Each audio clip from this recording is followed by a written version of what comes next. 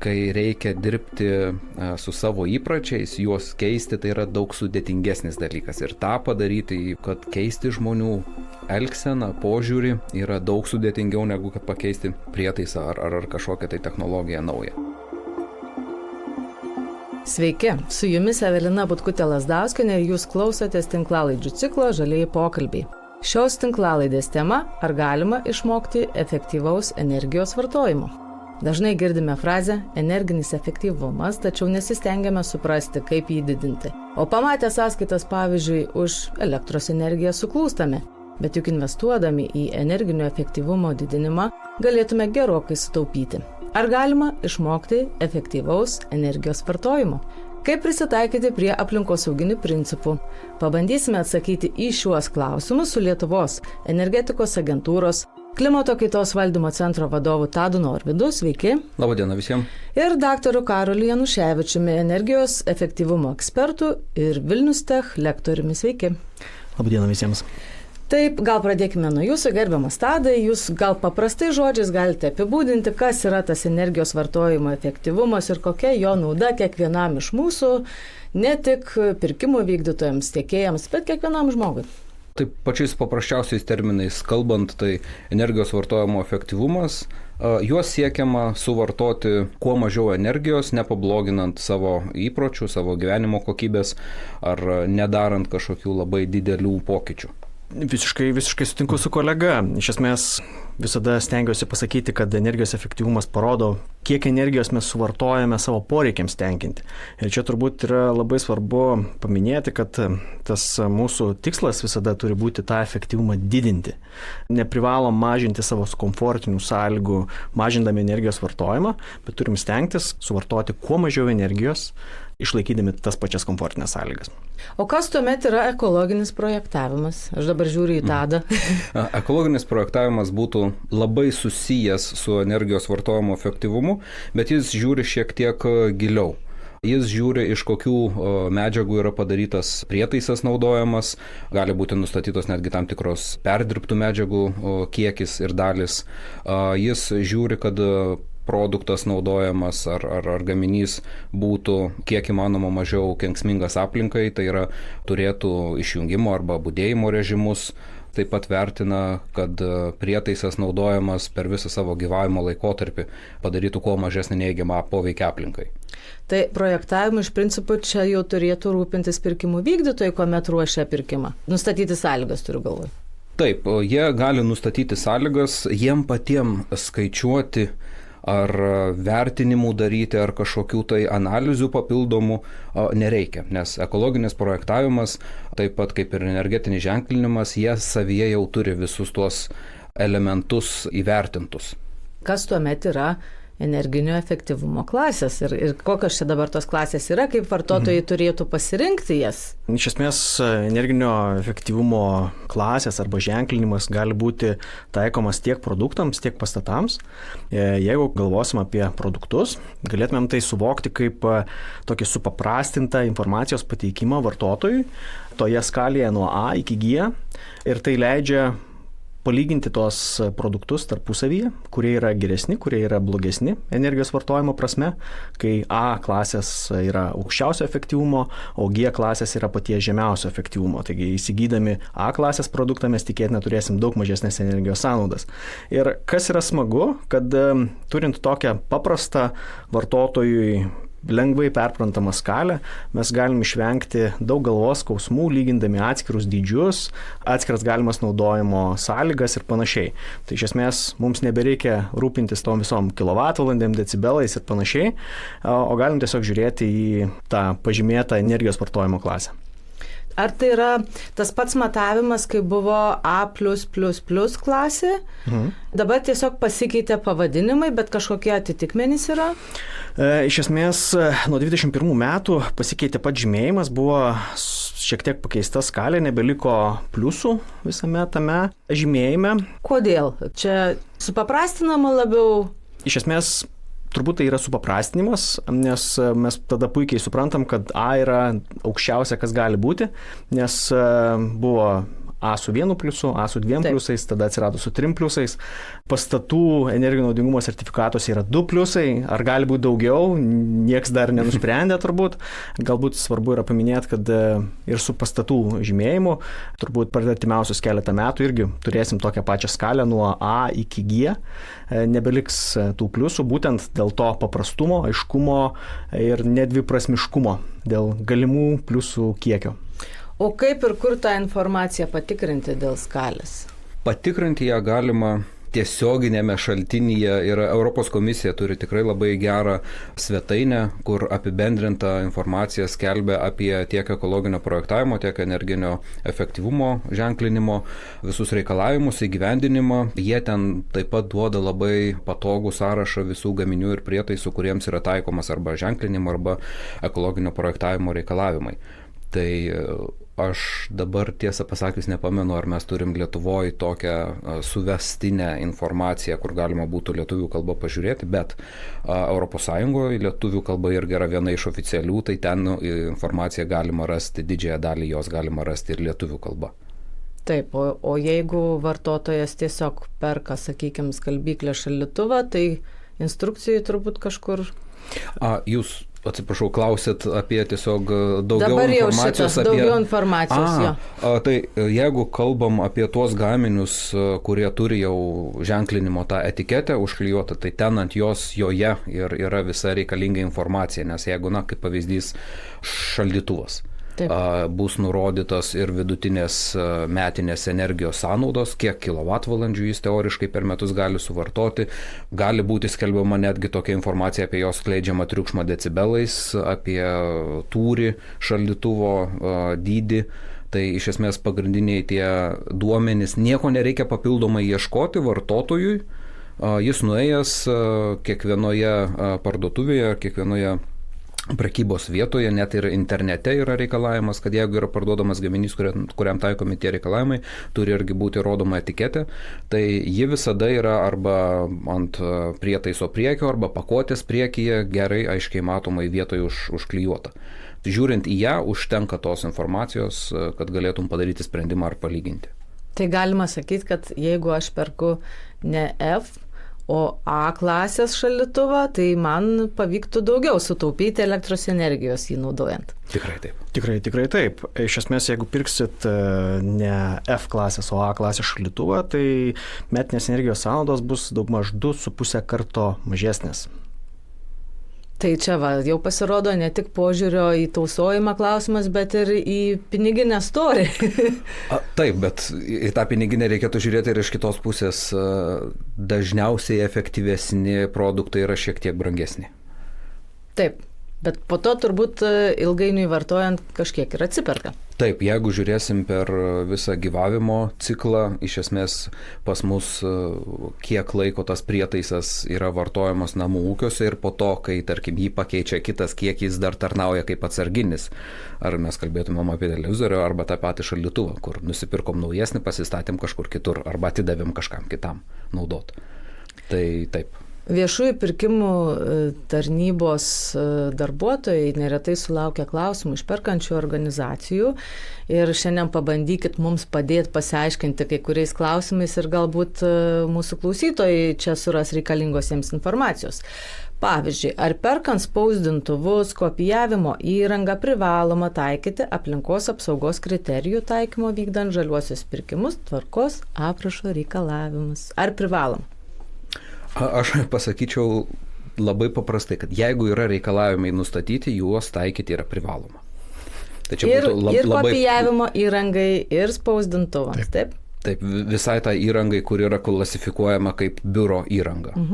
Ir čia tik tai reikėtų atkreipti dėmesį irgi, kad jeigu tokiai įrangai yra nustatyti reikalavimai tiek ekologinio projektavimo, tiek energetinio ženklinimo. Nes kartais įstatymuose, tvarkos aprašuose ar kitose dokumentuose gali būti rašyta bendro pobūdžio frazė arba reikalavimas. Bet, tarkim, pavyzdys konkretus kompiuteriniai technikai, nešiojamiems kompiuteriams, reikalavimas yra nustatytas taikyti aukščiausią energinio efektyvumo klasę, vykdant žaliuosius pirkimus. Bet tokia technika, nešiojamieji kompiuteriai nėra ženklinami. Tai iš esmės nėra tokio jiems reikalavimo turėti klasę, nes niekas nesuteikia jiems tokios klasės.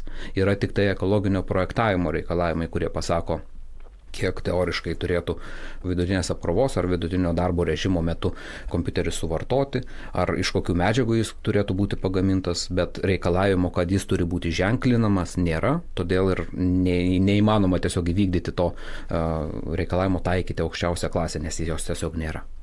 Čia galbūt, jeigu galima, pridėsiu, kad yra 25 produktų grupės, kuriuoms yra taikoma ženklinimas ir, kaip kolega Tadas pažymėjo, kompiuterių toje grupėje nėra. Jeigu teisės aktas taip jau leidžia, kad taikyti tada, kai yra, jeigu nėra, vadinasi, mums nereikėtų to daryti, reikėtų peržvelgti, įvertinti, ko prašo ekologinis dizainas. O sakykit, Karoli, ar pirkimo vykdytojams apskritai įmanoma įsivertinti faktinę energetinio efektyvumo naudą per visą produktų naudojimo laikotarpį, gyvavimo ciklą? Gyvavimo ciklą. Iš esmės, jeigu gyvavimo ciklą mes suprantam kaip nuo pat pagaminimo iki perdirbimo ar utilizavimo, įvertinti, kiek energijos bus sunaudota gaminant arba kiek bus sunaudota perdirbant ar utilizuojant, tokia informacija vartotojams dažniausiai yra neprieinama.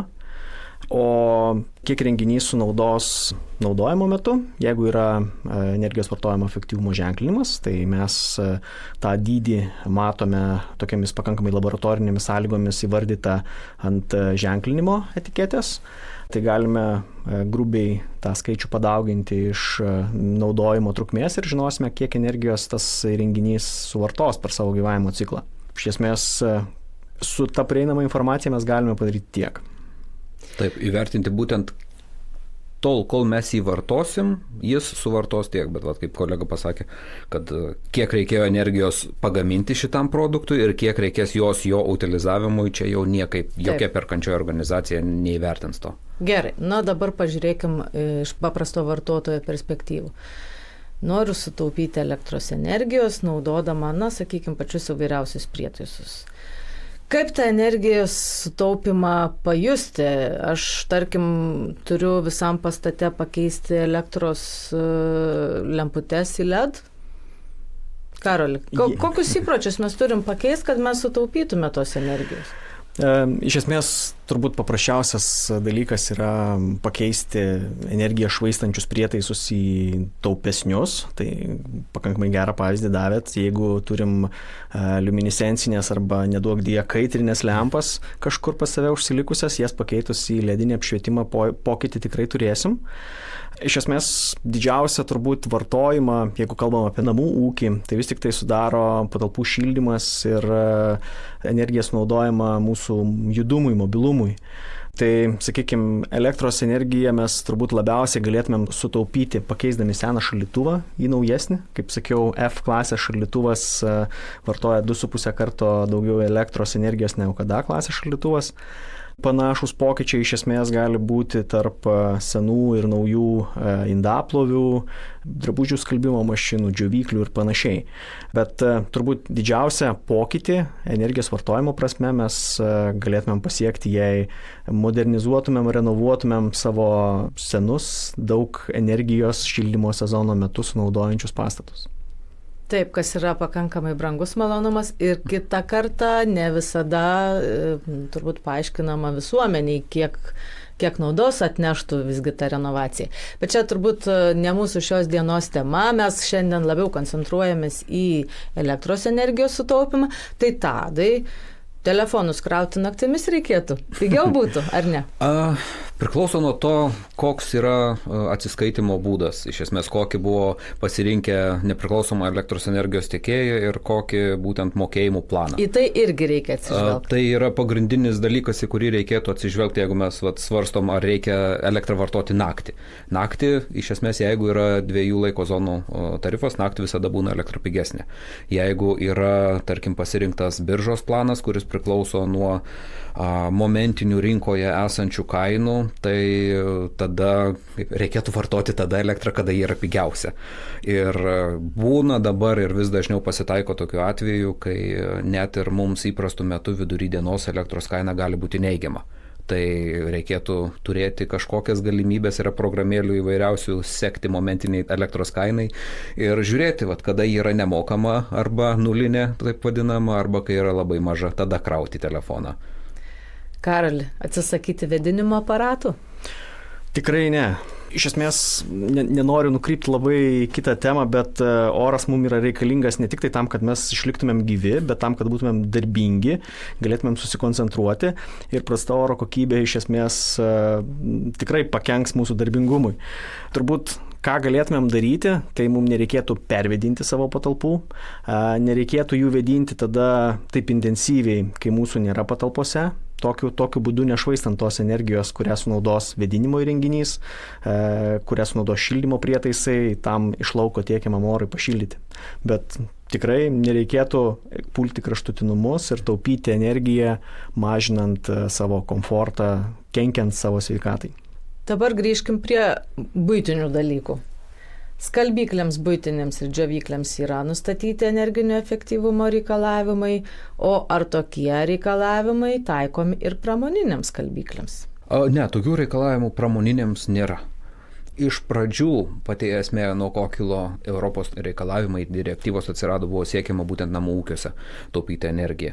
Ir po to tai buvo reikalavimai išplėsti visiems su energija susijusiems gaminiams. Tai va čia atsirado oro kondicionavimo prietaisai, šaldikliai, elektros varikliai, vandensiurbliai ir kita technika, jau neskaitant mūsų tos įprastos buitinės technikos. Tai tokioms profesionalioms ar pramoninėms skalbyklėms tokių reikalavimų nėra. Ar tas pats būtų ir su tyrimo laboratorija, kuomet yra perkamas šaldytuvas, būtent laboratoriniams preparatams laikyti, ir ar jiems tokiems šaldytuvams irgi būtų taikomi tie patys reikalavimai kaip buitiniams ar ne? Ne, čia yra skirtumas. Yra detalizuota, kad tiek buitiniams šaldymo prietaisams, iš esmės šaldytuvams, tiek profesionaliai šaldymo technikai yra taikomi tiek ekologinio projektavimo reikalavimai, tiek ir ženklinimo.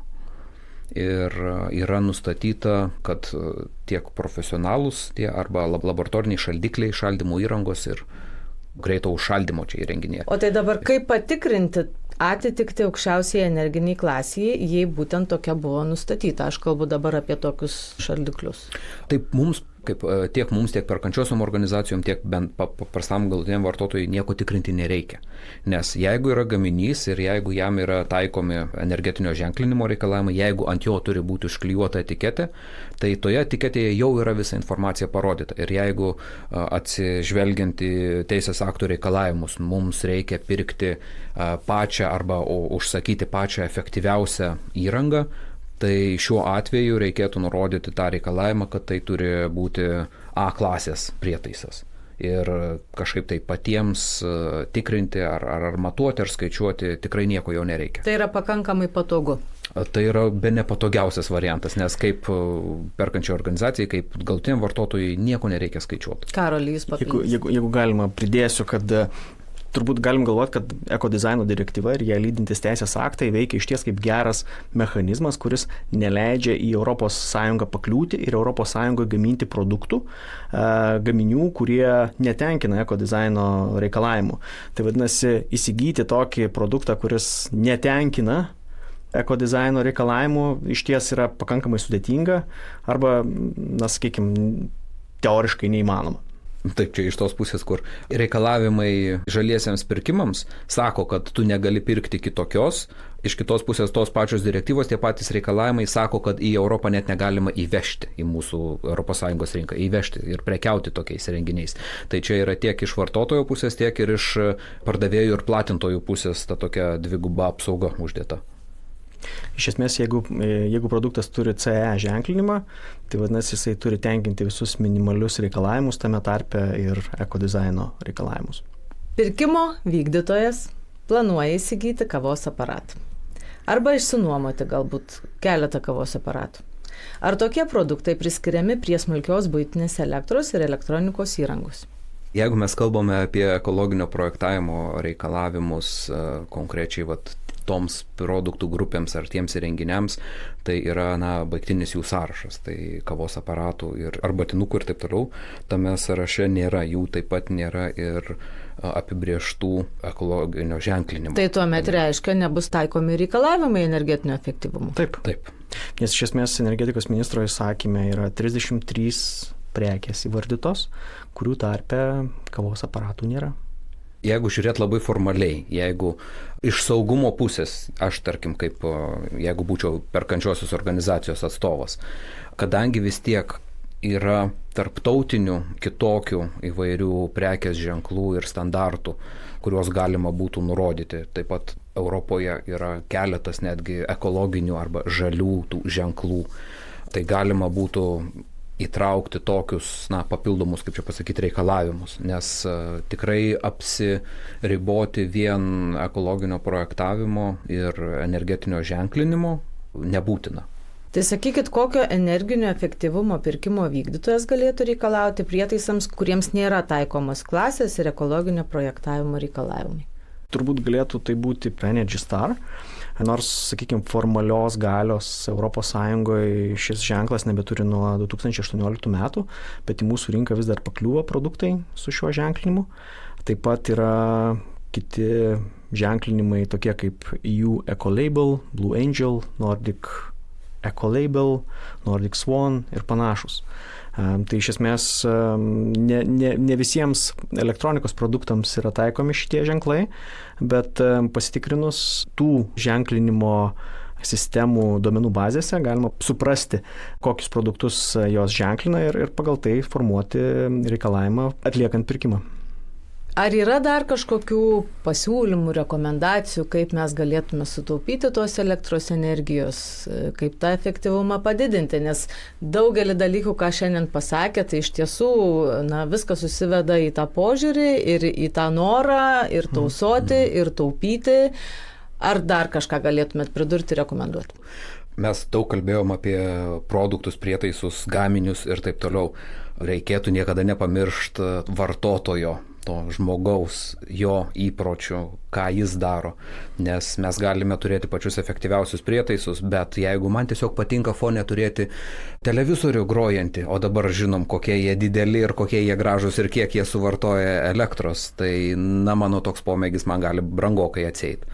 Tai reikėtų nepamiršti vis dėlto to pagrindinio veiksnio, žmogiškojo veiksnio, kai mes kalbame apie energijos vartojimą.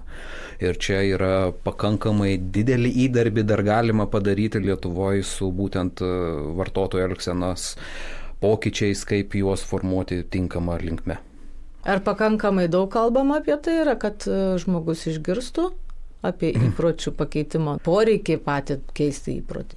Aš manau, kad būtų galima daugiau kalbėti, bet tai yra tokia įdomi tema iš tos pusės, kad kai sako, kad tu esi dalis problemos ir galbūt dalis jos sprendimo, žmonėm tai atrodo gal ne visai priimtina, nes daug paprasčiau yra nusipirksiu efektyvų prietaisą ir padariau viską, ko iš manęs reikėjo. Ir kai reikia dirbti su savo įpročiais, juos keisti, tai yra daug sudėtingesnis dalykas. Ir tą padaryti įvairios apklausos rodo eilė metų, kad keisti žmonių elgseną, požiūrį yra daug sudėtingiau negu kad pakeisti prietaisą ar kažkokią tai technologiją naują. Tai iš esmės apie tai turėtų būti daugiau kalbama ir rimčiau kalbama, nes mūsų tas tikslas energijos efektyvumas pirmoje vietoje, jis labai priklauso nuo to, ką daro žmogus, kiekvienas iš mūsų konkrečiai. Tai dėkoju abiems pašnekovams, labai tikiuosi, kad mūsų klausytojai šiandien rado patarimų, kaip taupyti elektros energiją, kaip didinti energinį efektyvumą. Su mumis buvo Lietuvos energetikos agentūros klimato kaitos valdymo centro vadovas Tadas Norvydas ir energijos efektyvumo ekspertas Vilnius Tech lektorius daktaras Karolis Januševičius. Ačiū Jums ir aš Evelina Butkutė-Lazdauskienė atsisveikinu su Jumis. Sudie. Viso gero. Viso gero. Žaliųjų pokalbių laidų ciklas sukurtas įgyvendinant LIFE programos integruotąjį projektą Energijos efektyvumo didinimas Lietuvoje LIFE IP Enerlit, kurį iš dalies finansuoja ES ir Lietuvos Respublika. Juose pateikiama tik jų kūrėjų nuomonė ir jie visiškai atsako už jų turinį. Europos komisija neprisima jokios atsakomybės už bet kokį šios informacijos panaudojimą.